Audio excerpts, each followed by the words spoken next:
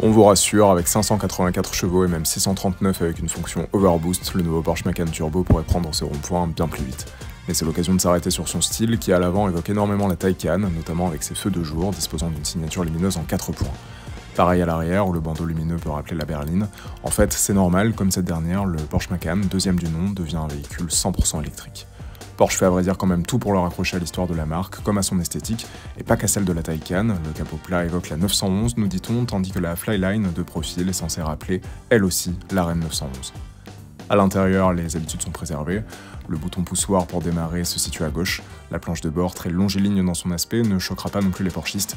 En fait, la particularité du Macan 2024 est de pouvoir recevoir un troisième écran côté passager pour permettre à ce dernier d'accéder lui aussi aux fonctions de base de la voiture, mais également, pourquoi pas, de regarder des films en considérant que le conducteur ne peut pas voir cet écran lorsqu'il est au volant. L'autre particularité pourrait venir des touches à retour haptique sous les aérateurs, qui ne font pas toujours l'unanimité.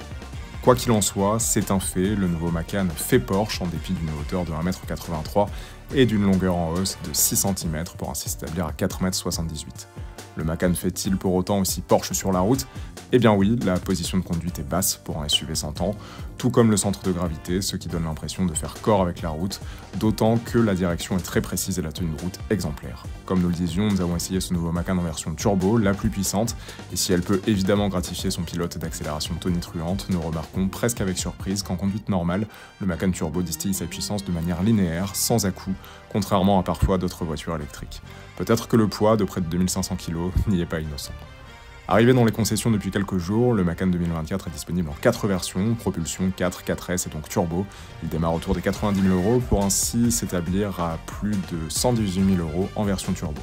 Il peut endosser jusqu'à 270 kW de puissance de recharge et passer de 20 à 80% d'autonomie en 21 minutes. L'autonomie moyenne, théorique, justement, oscille entre 539 et 590 km selon les versions.